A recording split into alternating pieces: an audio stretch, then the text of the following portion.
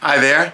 And our next one up is Review-Dwynn Dellos, the Halfling Scout. Look at this handsome guy.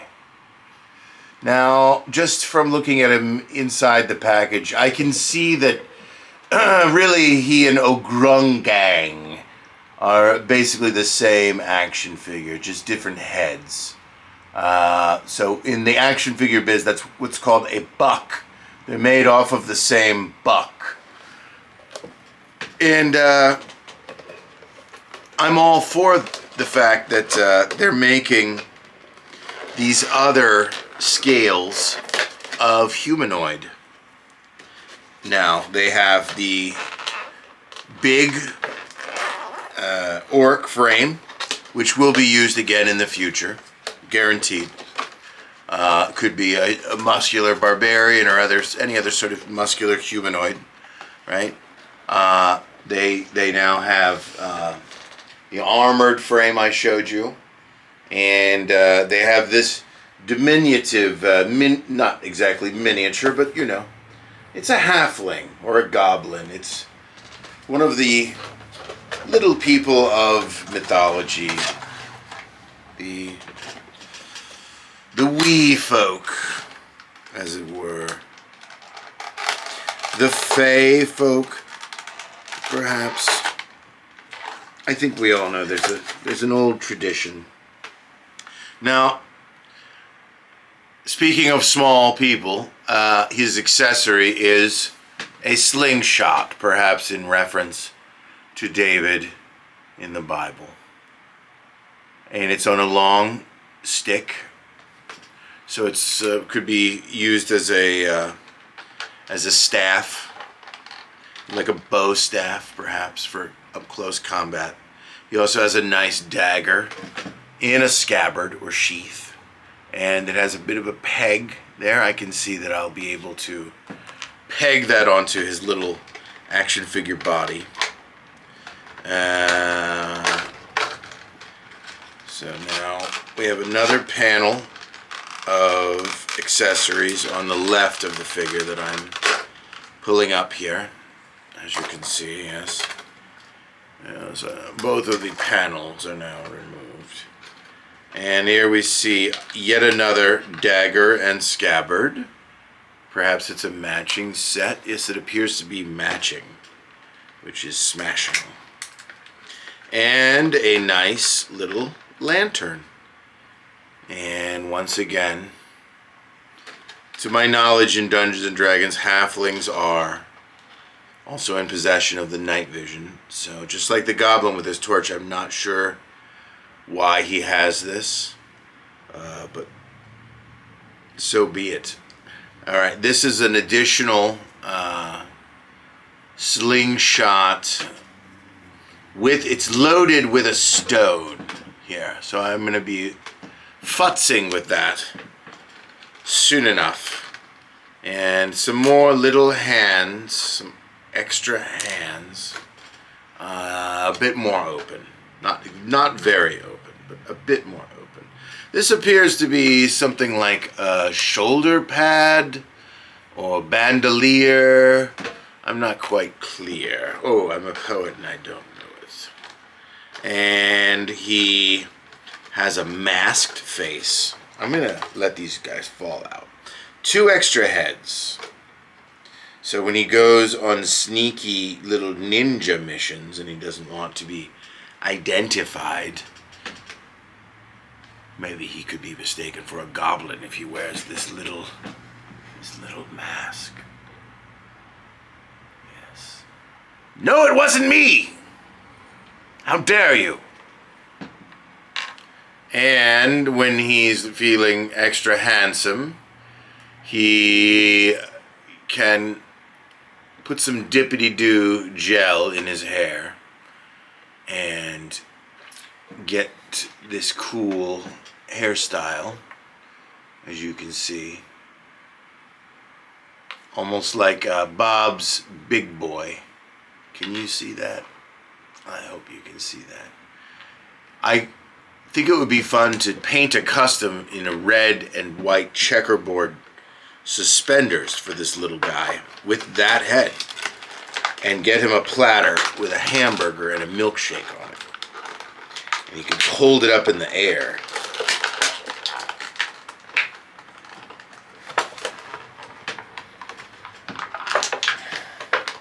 Like the proudest little hamburger waiter that's ever been.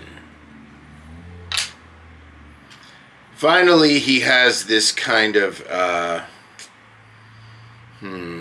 what do you call this? Ramen noodle hairstyle with shaven sides. I'm not terribly partial to the hairstyle. The pointy ears to boot, right? So it's, elf or, in this case, halfling. I don't recall if halflings were meant to have pointy ears in Dungeons and Dragons, but I say why not? It helps to point out that this is, somehow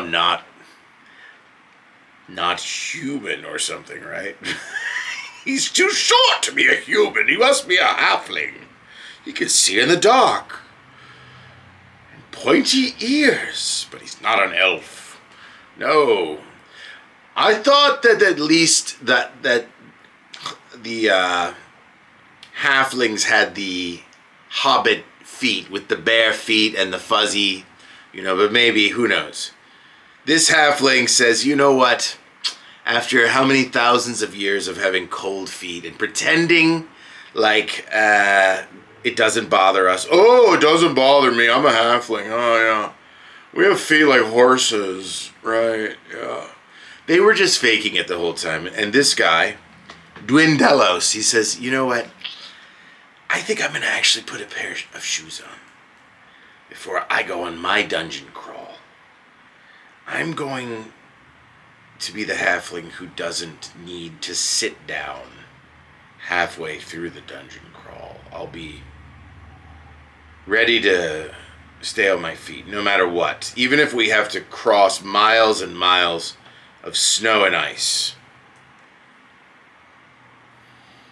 He's prepared. I would say he could go out in a Wisconsin winter in this outfit, too.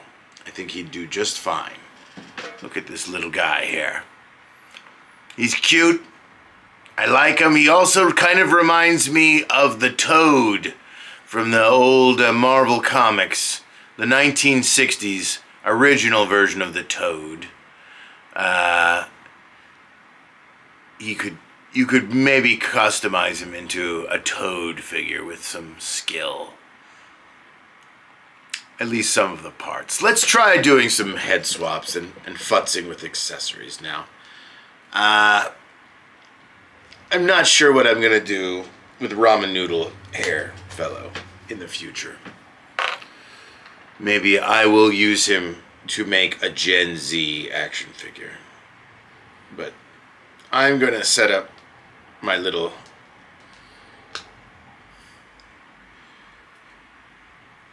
I'm going to call him Big Boy Bob. Instead of Bob's Big Boy, my nickname for him. Because I don't have to stay within the manufacturer's mythology. And I get to make up my own imaginary stories about everything. And I will not allow the action figure company to prevent me from letting the action figure be a way to use my imagination, be creative, and do storytelling. And so I like the idea of calling this guy Bob the Big Boy. He's not very big. He's a halfling, but he is a scout. I do have some grappling hook type accessories that I've made earlier in my little action figure customization studio, and I think that he's the perfect sort of candidate, along with those nasty little goblins, them too, all on the same buck. Remember our vocabulary word, right? Let's take a look for comparison so you can really see what I mean. All right, look carefully.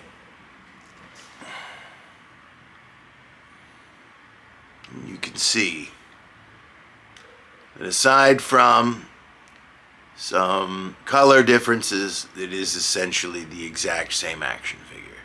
Even the hood on the back is the same. It's just molded and painted in different colors to make for little guys. And I love it.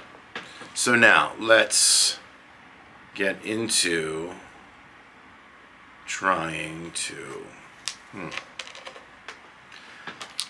let's get these other accessories set up. Now I am wondering what goes on. This is an alternate head for his big slingshot stick.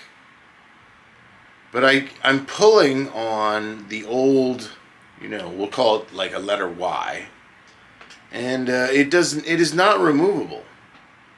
But yet here there is a hole. Right? So obviously this is meant to go into something, but what? All right, and we also have this lantern. I feel like I've seen this in photos involved with this stick somehow. Let me take another look. This often helps. No, that is no help. In the photos, he is shown with a dagger and a lantern.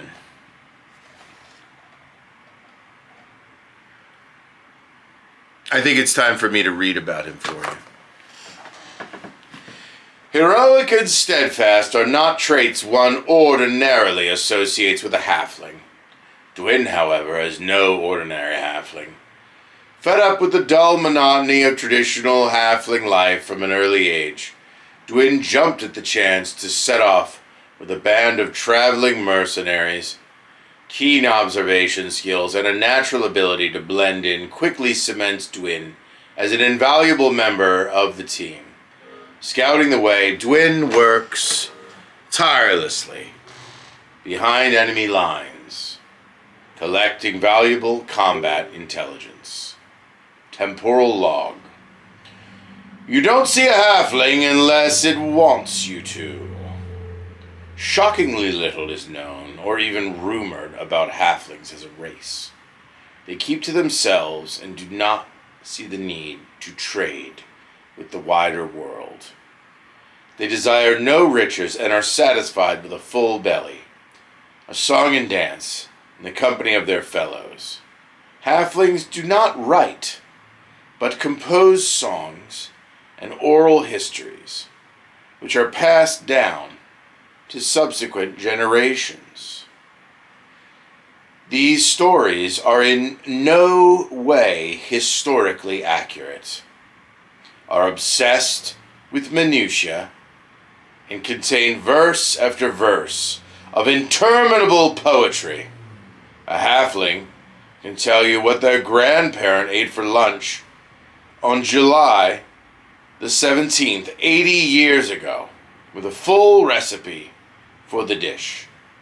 Indeed, they make reference to the encyclopedic memories of the pre-literate man, of the oral tradition.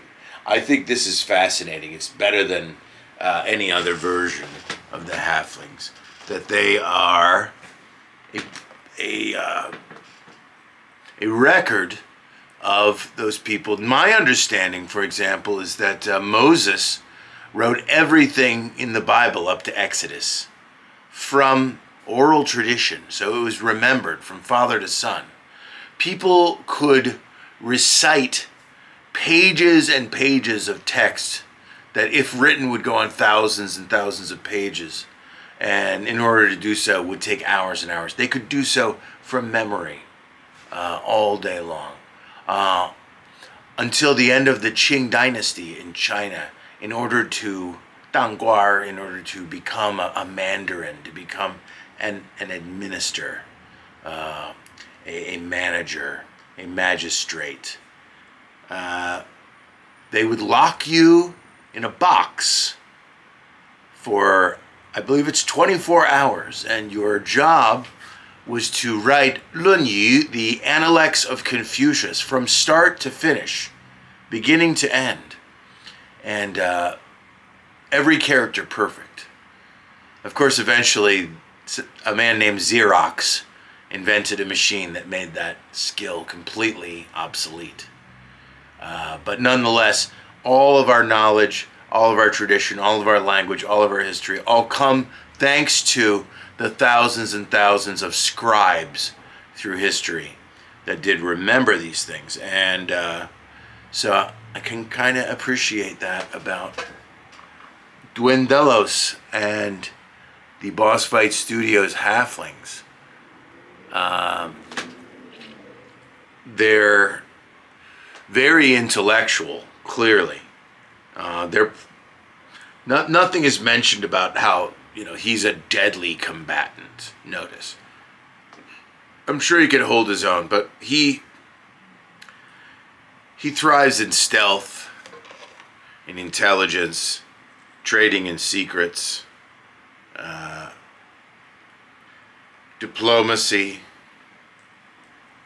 making deals, and everything is apparently memorized. If you're old enough to remember the time before calculators like me, then you know that the invention of calculators didn't make people better at mental math, it made them worse. And so it is with autocorrect and spelling and so on and so forth. So as these technological prostheses for the brain emerge, our brain atrophies abilities and loses power. So do whatever you can to disengage from the electronic and get back into something tactile and something literate. And I should be giving you an action figure review instead of pontificating about history. But anyway, it's a great little figure. I'm going to give him a basic setup here. Let's get him a little dagger. No, I think he's more of a downstrokes, This guy Dwynn Dellos, he likes the downstrokes, so he's kind of doing a little bit of a backstabber move there, right? Could be a bit of a backstabber too, when necessary,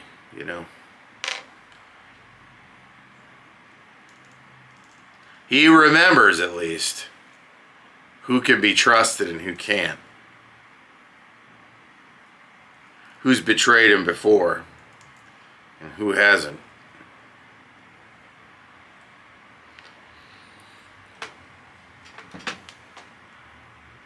On one hand, he's a bit of a rogue, but on the other, I see him as a man of honor.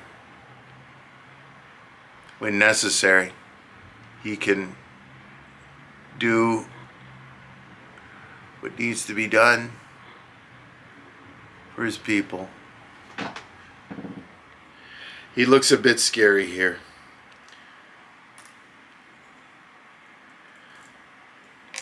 Let's take a look at this weapon. He can hold this one. And he's putting up a good defense without looking super, super aggressive now. I think this is more of a walking around kind of weapon. Maybe he pulls the daggers out when there's a real threat. So anyway, I like this little guy. He'll be a great addition to the collection, and I'm going to figure out the rest of his little accessories later. Anyway, thanks for watching. Don't forget to like, share, and subscribe. Wagon Riders of the Sticks, thank you very much.